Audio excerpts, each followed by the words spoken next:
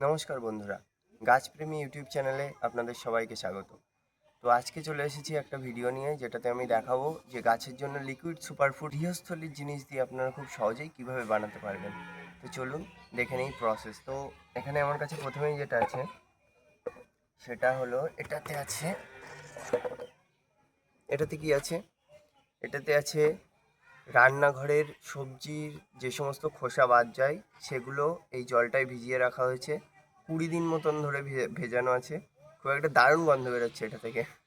তো এটাই কিসের কিসের খোসা আছে, তো এটার ভিতরে আছে কলার খোসা দেওয়া আছে, পেঁয়াজের খোসা দেওয়া আছে, আলুর খোসা দেওয়া আছে। আপনারা যে কোনো রকম সবজির খোসাই ব্যবহার করতে পারেন। তো কলার খোসা মেইনলি আমাদের পটাশিয়াম ঘাটতিটা পূরণ করবে গাছের, এবং পেঁয়াজের খোসা থেকে আমরা আয়রন পাবো। তো চলুন, তো এটাকে এইভাবে প্রথমে নাড়িয়ে নেব। আচ্ছা, এটা কি পরিমাণে ব্যবহার করবেন, এটা প্রশ্ন থাকতে পারে আপনাদের। তো সেক্ষেত্রে বলে রাখি, যতটা পরিমাণে সবজির খোসা নেবেন ঠিক তার দ্বিগুণ জল দিয়ে এটা ভিজিয়ে রেখে দেবেন।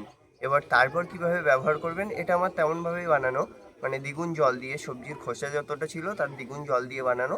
এবার এটাকে আপনারা কিভাবে ব্যবহার করবেন সেটা আমি দেখাচ্ছি। তো এটাকে একবার নাড়িয়ে নিই ভালো করে। একটা এই বালতিটাতে নিয়ে নেব। তো এখান থেকে এই মগে করে নেব, 1 মগ নিয়ে নেব।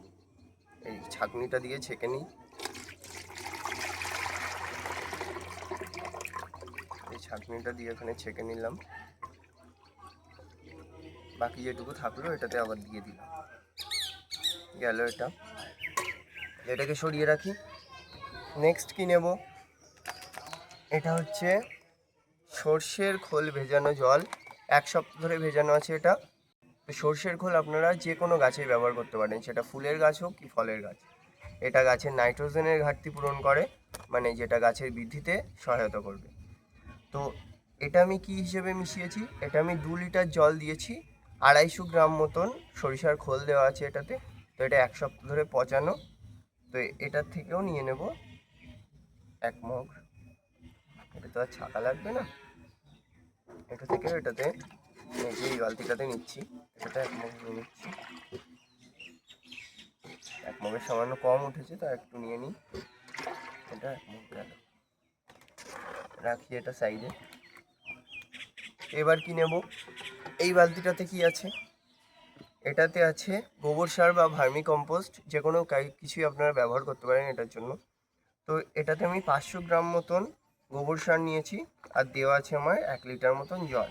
তো এটাকে একটু ভালো করে নাড়িয়ে নেব। আর হ্যাঁ, এটাও ভেজানো আছে প্রায় 1 সপ্তাহ ধরে।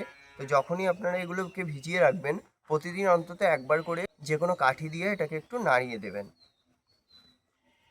এভাবে একটু ঘুলিয়ে নিই, নিয়ে এটা থেকেও নিয়ে নেব। এটাকে একটু ছাঁকতে হবে।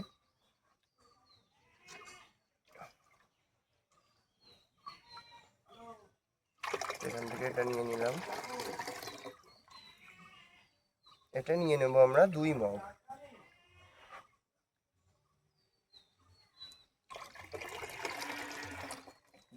নিয়ে নিলাম। এটা হয়ে গেল আমাদের, তো এটা হয়ে গেল আমাদের র জিনিসটা তৈরি হলো। এবার এটাকে এভাবে আমরা ব্যবহার করতে পারবো না, এটাকে আমাদের পাতলা করে নিতে হবে।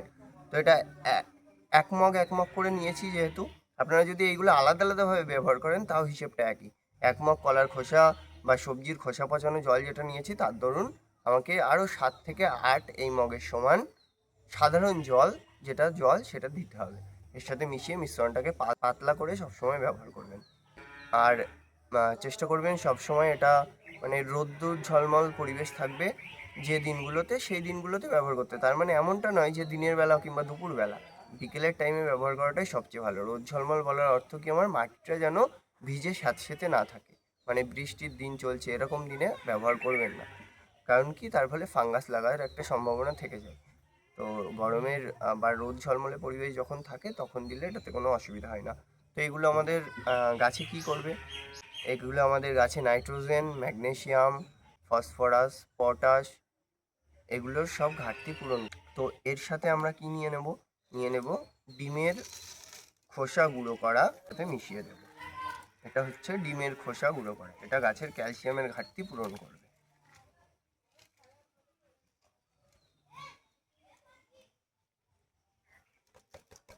এটার সাথে এবার মিশিয়ে নেব সাধারণ জল। বালতিটা প্রায় ভর্তি হয়ে গেছে, এটাতে আর ধরছে না, তাহলে বালতিটা চেঞ্জ করে ফেলি, বড় বালতি একটা নিয়ে নিই।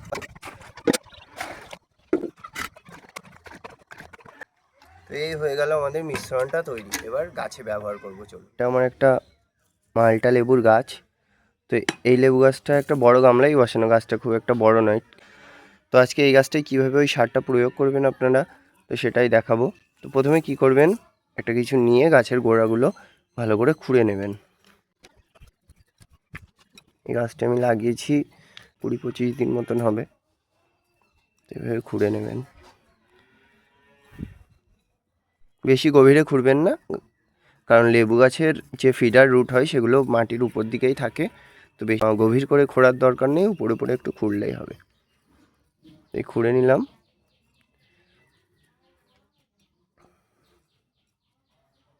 এবার মিশ্রণটাকে এখানে দিয়ে দেবো। একটা গাছের জন্য মোটামুটি এরকম গাছ হলে 2 মগ মতন কি 3 মগ মতন দেওয়া যেতে পারে। তো এই যে এবার এভাবে দিয়ে দেবো গাছের গোড়ায়।